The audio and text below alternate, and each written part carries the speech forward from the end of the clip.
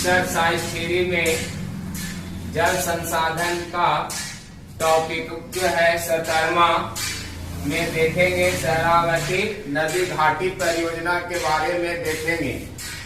शरावती जो है नदी घाटी परियोजना कर्नाटक में है। यह जो है परियोजना कर्नाटक में है और सोमपा जलप्रपात से कुछ दूरी पर शरावती नदी पर इसको बनाया गया है।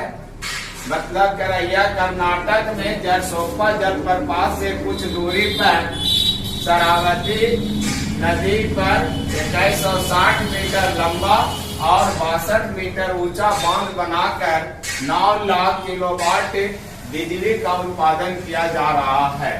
कहने का मतलब यह हुआ कि यह जो है शरावती नदी घाटी जो परियोजना है ये कर्नाटक में है और यह परियोजना जो है सोमपा जलप्रपात से कुछ दूरी पर एक नदी बहती है और वह नदी है शरावती नदी। इसी नदी पर जो है बांध बनाया गया है और यह बांध का जो लंबाई है 2160 मीटर लंबा में है और 62 मीटर ऊंचा में है। इस परियोजना के द्वारा देखा जाए तो लगभग जो है आपका विद्युत उत्पादन 9 लाख किलोवाट विद्युत का उत्पादन किया जा रहा है। अब हम लोग जो है देखेंगे बहुउद्देशीय परियोजनाओं का दुष्परिणाम, अर्थात जो बहुउद्देशीय परियोजना जो बनाए गए हैं उससे लाभ तो अनंत है, अनेकों है, लेकिन लाभ के बारे में हम लोग ने देख लिया, लेकिन उससे हमें कुछ हानियां भी होती है। हानियां में देखेंगे कि बहुउद्देशीय परियोजनाओं का दुष्परिणाम, अर्थात इससे क्या क्या दुष्परिणाम हमको होता है, क्या क्या हानियां होती है। तो नंबर 1 में बांधों से नदियों में जल प्रवाह का अवरुद्ध हो जाता है। जितने भी परियोजना हैं उस परियोजना में बांध जो बनाया गया है वो बांध के कारण नदी के पानी का जो प्रवाह होता है उसमें कुछ अवरुद्ध होता है, क्योंकि बांध जो है पानी को नियंत्रण करता है, उसे सिर्फ जो है आगे की ओर जो है बहाव देता है। ऐसा नहीं कि वो मतलब दाएं साइड और बाएं साइड दोनों साइड जो है बांध से बंधा रहता है, जिसके कारण उसका बहाव में थोड़ा सा अवरुद्ध होता है। अगर पानी का अगर बहाव जो है नदी का जो पानी है उसका बहाव अगर तेज है तब तो वो पानी के साथ कचरा को बहाकर आगे की ओर लेके चला जाता है। परंतु अगर बहाव धीमी गति से हो रहा है, अगर बहाव इसका धीमी गति से होगा तो वो कचरा धीरे धीरे नदी के तल में अर्थात नदी के नीचे वो जाके धरातल पर जम जाते हैं, बैठ जाते हैं और धीरे धीरे क्या होते हैं कि वो धरातल नदी की गहराई को कमा देता है, जिससे पानी रखने की क्षमता नदी में जो पानी संग्रह होते हैं उसमें संग्रहित होते हैं, गहराई कमने के कारण उसका क्षमता कम जाते हैं और अत्यधिक पानी आने के कारण कई जो है कठिनाइयां का सामना करना पड़ता है। जिसमें पहला कठिनाइयां होती है कि आपका बाढ़ आने का संभावना होता है, क्योंकि पानी जो है नदी की जो गहराई है कम गया, अब पानी आपका बढ़ेंगे तो पानी बढ़ेंगे और गहराई भी कम गया है कचरा जमने के कारण, तो वो पानी जो है बांध से ऊपर बहने लगता है, जिससे बाढ़ आने का पूरा मतलब खतरा होती है।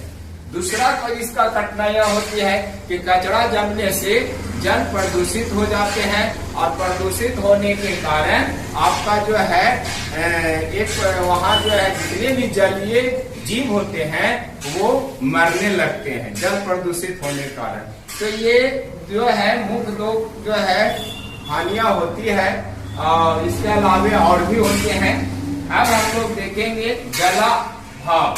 तो जलाभाव कहता है प्रति व्यक्ति प्रतिदिन 1000 घन मीटर की दर से भी जल उपलब्ध न होना ही जलाभाव कहा जाता है। प्रति व्यक्ति अगर प्रतिदिन 1000 घन मीटर जल उपलब्ध उसको नहीं हो रहा है तो इसी को हम लोग जलाभाव कहते हैं। जलाभाव होने का भी कई कारण है। जलाभाव होने का कई कारण है। इससे हमारा जल संकट उत्पन्न हो जाती है जलाभाव के कारण। तो जल संकट अर्थात जलाभाव होने का कई कारण है, जिसमें पहला है कि देश के कई भागों में पर्याप्त वर्षा का न होना।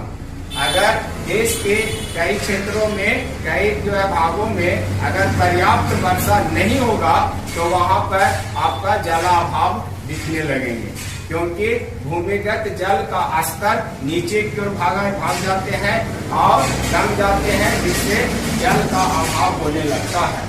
दूसरा जलाभाव होने का कारण है बढ़ती हुई जनसंख्या के कारण जल का अधिक खपत होना। जनसंख्या बढ़ रहे हैं और बढ़ने के कारण जल का भी खपत अत्यधिक हो रहे हैं, जिससे जलाभाव उत्पन्न हो रही है। तीसरा कारण है कि नकदी फसल के उत्पादन करने में अत्यधिक मात्रा में जल की खपत हो जाती है, जिसके कारण जलाभाव होते हैं। उसी प्रकार कल कारखाना में उद्योगों में भी वस्तु का निर्माण करने में बहुत अत्यधिक मात्रा में जल का खपत हो जाते हैं, जिससे उससे भी हमारा जलाभाव होते हैं। तो जलाभाव होने का कई कारण है। जल को अधिक खर्चा करने से, जनसंख्या के वृद्धि होने से, देश के कई भागों में पर्याप्त वर्षा न होने से, कल कारखाना में या नकदी फसल में जल का अधिक खपत करने से। अब हम लोग देखेंगे जल प्रबंधन। तो जल प्रबंधन में ये कह रहा है कि वर्षा का जल नदियों के माध्यम से व्यर्थ ही समुद्र में चला जाता है, क्योंकि हम लोग पीछे जाने हैं कि वर्षा का जल जो होते हैं मीठा जल होते हैं और समुद्र का जो पानी होते हैं लवणीय पानी होते हैं। तो लवणीय पानी जो होते हैं, खारा पानी जो होते हैं, उसका उपयोग हम लोग दैनिक जीवन में नहीं कर सकते हैं, नहीं होता है। परंतु वर्षा का जल मीठा जल जो होता है उसका हम लोग हर कार्य में, खेती करने में, पशु धोने में या और भी कोई कार्य करने में हम लोग करते हैं। तो मीठा जल जब समुद्र में चला जाता है तो वो भी लवणीय हो जाता है। लवणीय समुद्र में मिलने से नदी का पानी, वर्षा का पानी अगर नदी से समुद्र में चला जाता है तो वो भी लवणीय हो जाता है, जो कि कोई उपयोग के लायक नहीं बचता है। तो वही तरह है कि वर्षा का जल नदियों के माध्यम से व्यर्थ ही समुद्र में चला जाता है। यदि इस वर्षा का जल को पर्याप्त रूप से संग्रहण किया जाए तो जल संकट से कुछ बचा जा सकता है। और जो हमारे बीच में जो जलाभाव हो जाते हैं या जल का संकट हो जाता है, तो इससे बचने के लिए हम लोग वर्षा के जल को हम लोग पर्याप्त रूप से, जितना पर्याप्त हो उतना रूप से संग्रहण कर ले, तो कुछ हम लोग जल संकट से बच सकते हैं। ठीक है, संकट से बच सकते हैं। इसके अतिरिक्त पृथ्वी पर उपलब्ध जल स्रोतों का सही तरीके से प्रबंध कर और जल का संरक्षण कर उपयोग करना ही जल प्रबंधन कहलाता है। और उसके बाद ये आपका वर्षा जल के बारे में हम लोग ने देखा कि उसको हम लोग संग्रहण करेंगे पर्याप्त रूप से तो जल संकट से बच सकते हैं। इसके अलावा पृथ्वी पर जल का जो भी अन्य स्रोत है, उस अन्य स्रोतों से जल का हम लोग सही तरीके से उसका प्रबंध कर दें जल स्रोत का, और उसके बाद जल संरक्षण करें। जल संरक्षण कर उसका सही ढंग से उपयोग करना ही हमारा जल प्रबंधन कहलाता है।